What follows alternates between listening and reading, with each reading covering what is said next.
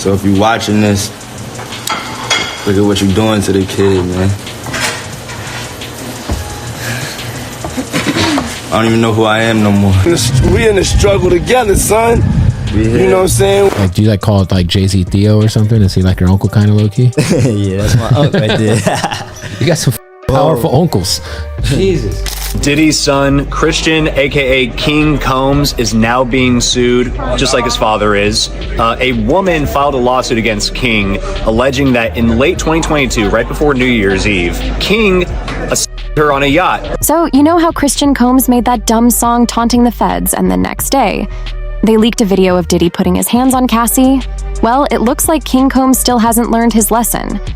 Now, he's out here threatening to snitch on all of Diddy's industry friends, including Jay-Z and Beyoncé. Honestly, part of me hopes Christian spills the tea on everyone, but how stupid can he be? Not only is his dad looking at a long prison sentence, but Christian himself is facing SA lawsuit with audio evidence against him. As for Jay-Z and Beyoncé, Jay has been laying low ever since Diddy's houses got raided back in March. He hasn't been seen in public for months. Beyoncé, on the other hand, is trying to keep everyone distracted with her country album and new hair care line. But you know how the internet is. People don't forget. They're digging up all kinds of dirt on the Carters and their ties to Diddy. So, what does Christian really know about Jay-Z and Beyoncé's friendship with his dad? Are the Carters the next ones to be exposed? Let's break it down. And you know, hey yo, we with you. We with all y'all. Don't think I'm glad you with me, though. You know, don't think we ain't in the struggle. We in the struggle, man. So Diddy is just days away from being formally charged. According to a new exclusive report by CNN, a grand jury has been assembled for his case, and the feds are preparing subpoenas for witnesses to testify. CNN reports that multiple witnesses have already been notified that they might be called to testify in front of a federal grand jury in New York City. One Homeland Security source told CNN that investigators are being thorough and taking their time to ensure that the indictment is airtight. In other words, Diddy's in serious trouble. But he might not be the only one. His son Christian is also facing a SA lawsuit.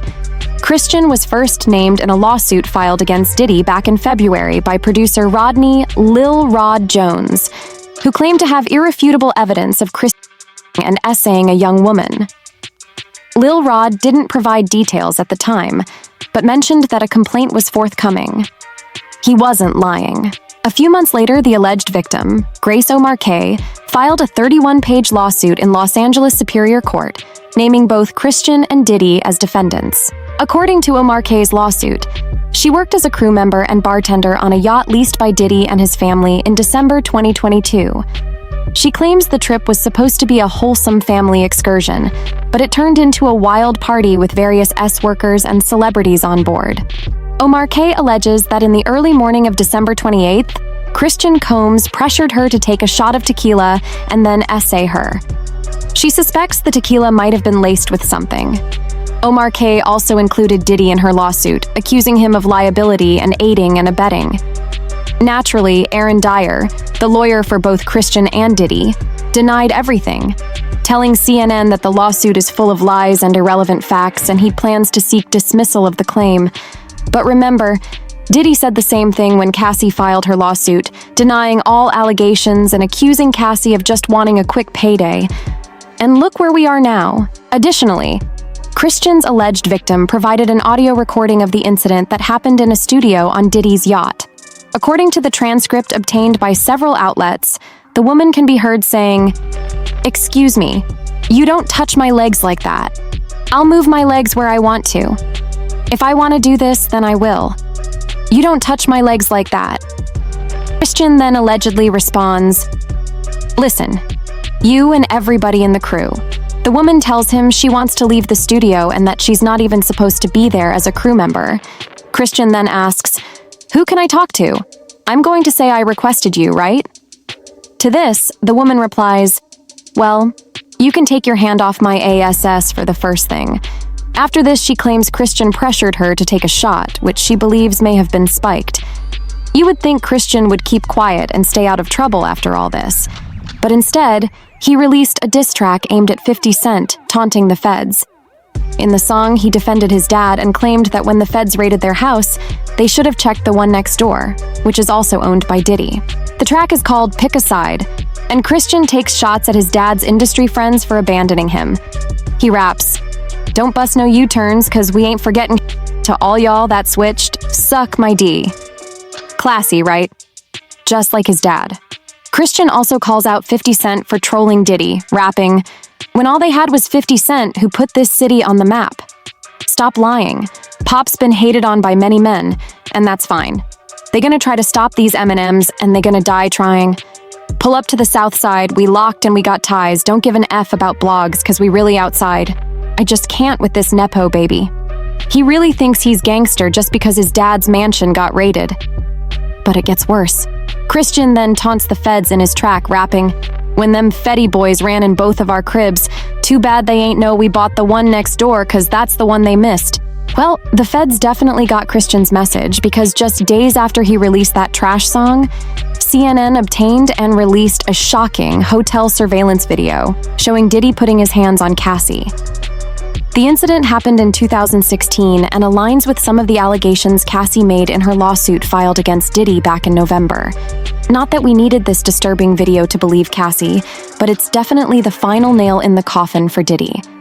I'm not saying the video would never have been released if Christian hadn't taunted the feds in that dumb song, but the timing is definitely interesting. Diddy's former bodyguard, Gene Deal, who used to work for the NYPD, claimed that this was definitely a message from the feds for Christian and his dad to stop playing games with them. And I don't believe that this cat would even put out some trash like that and really didn't know what he was doing. He's teasing the federal government. And I told y'all, the Southern District of New York do not play. So King Kong just put another battery in their back. And you see after he did that, something get leaked to the press. Do you notice that, right? As soon as he did that dumb talking about, well, we did this and we did that.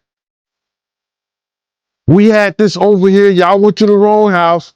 Some went to, said, well, we're going to show you how wrong we are. Yo, CNN, run this.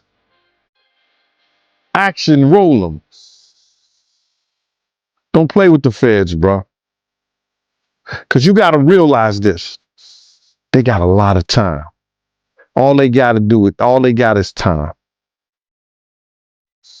Yo, they going to sit there, people sitting up there, and they want something. See, people like a fix. They need that fix real quick.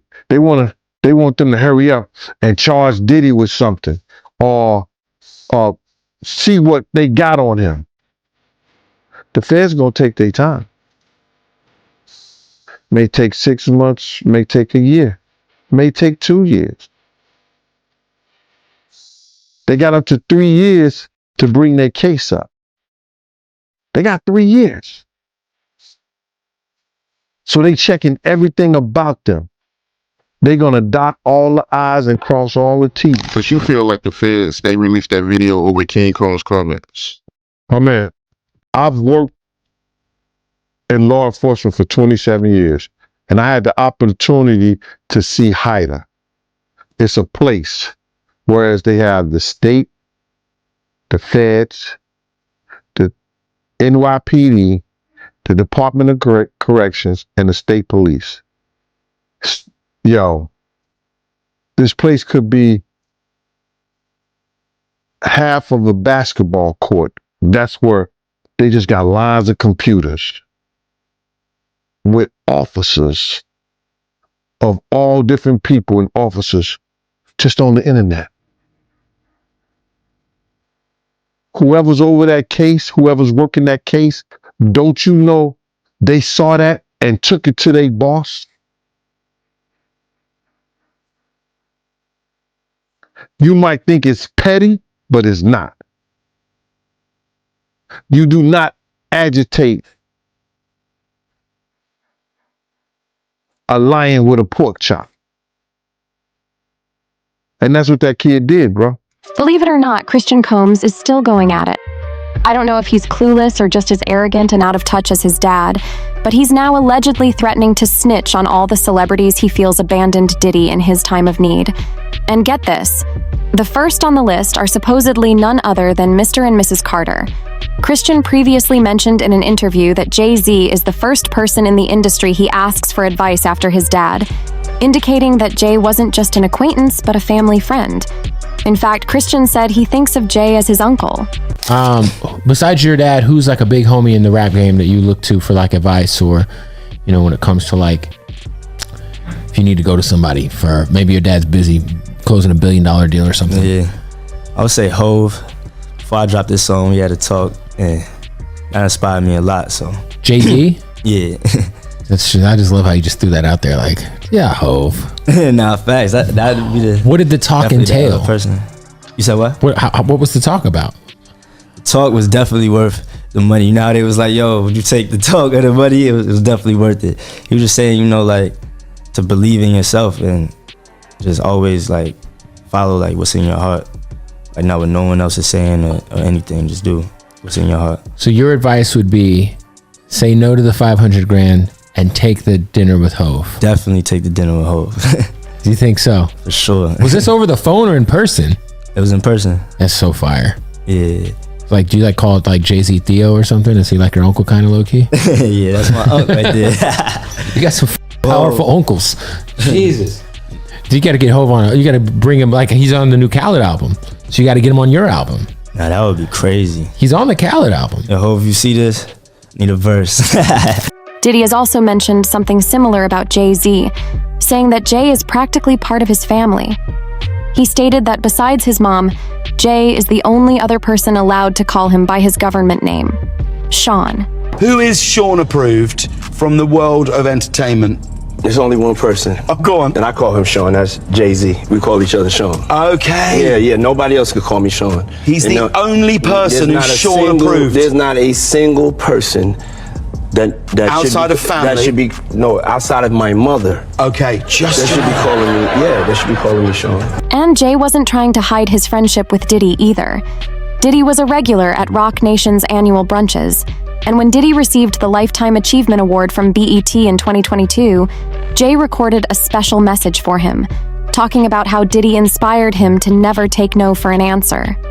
The whole mantra, can't stop, won't stop, is like, you gotta be relentless. You gotta have a bit of crazy. You can't take no for an answer. You gotta make it happen. He embodies that. Here's this guy from neighborhood similar to where I grown up that made it to these unreachable heights. Puff was the first one that came through and made us feel like, you know, it was us. It was ghetto fabulous. We took our rightful place at the tables and the boardrooms and the fashion shows, and, you know, we arrived. That impact obviously had effect on all of us and let us carve our own space. And it was like, oh, we could be in these spaces without assimilating. We're gonna be in these spaces as ourselves. To change someone's mindset and take the limits off of kids' dreams. You dream about things, when you see it's done, then you know that dream becomes attainable. Then it's something that you can reach for.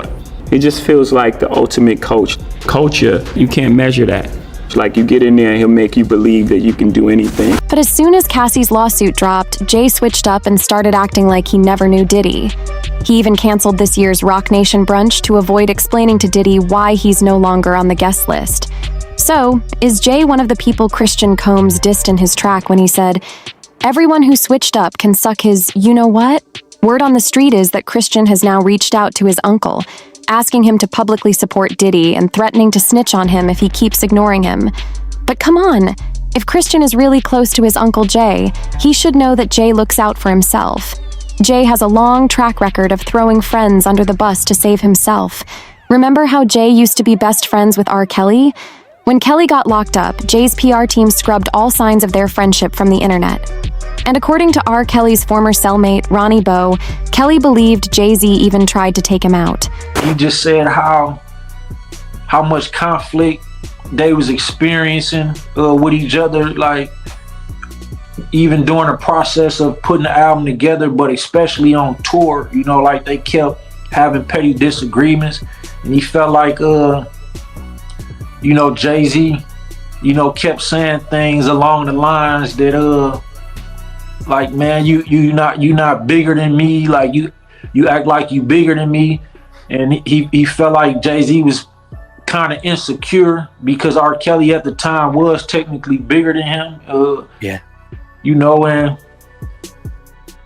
he felt like you know, on one of the shows, one of the events when they was in Madison Square Garden, prior to that event, he said like days before the event, he was getting death threats that he felt like was coming from Jay-Z. Like Jay-Z was trying to basically, it may sound outrageous, but he felt like Jay-Z wanted to get him for whatever reason. I don't know if it could have been some Illuminati sacrifice type shit. I don't know. He don't know. You know what I mean? But that's how he felt. And get this, it turns out Jay-Z was one of the backers of the surviving R. Kelly documentary, although he opted not to appear in it. According to Ronnie Bow, R. Kelly still harbors some resentment towards his former buddy for profiting from his situation. Well, after that, he ended up suing Jay-Z for $70 million. So they was having conflict. And you know, Dream Hampton is the executive producer of Surviving R. Kelly. You know, that's her project, and that's Jay-Z ex-girlfriend, and you know, he funded mostly all of her projects, if not all. So R. Kelly felt like Jay-Z, you know, not that it was his idea, but he felt like Jay-Z funded that and basically funded his downfall. Also, consider that several people in the industry have hinted that Jay-Z might be just as complicit as Kelly. Take Nas, for example. In a recently resurfaced interview with Wendy Williams, Nas suggested that Jay-Z must have witnessed some of the questionable things R. Kelly was doing back in the day. When Wendy suggested that anyone working with R. Kelly during that time likely turned a blind eye to what was happening, Nas pointed out that if Jay-Z stuck around long enough to do a joint album with R. Kelly, he might have turned a blind eye to even worse things. In fact, Nas suggested that Jay might have been involved in the same disturbing activities as Kelly. That's not what I'm going to do. Yeah, I could have put up movies, but I could have showed the R. Kelly video that everybody's talking about, made fun of it, and said, yeah, Jay's hanging out. When Jay and them was in there doing Best of Both Worlds, you can't tell me Jay didn't see a 14-year-old girl come in the studio and sit on R. Kelly's lap. No. You can't tell me, you won't sit here and tell me that working on that album, that he ain't never seen no 14-year-old girl come in the vicinity. My belief is that anybody who's worked with him and been in his cipher has seen it go down.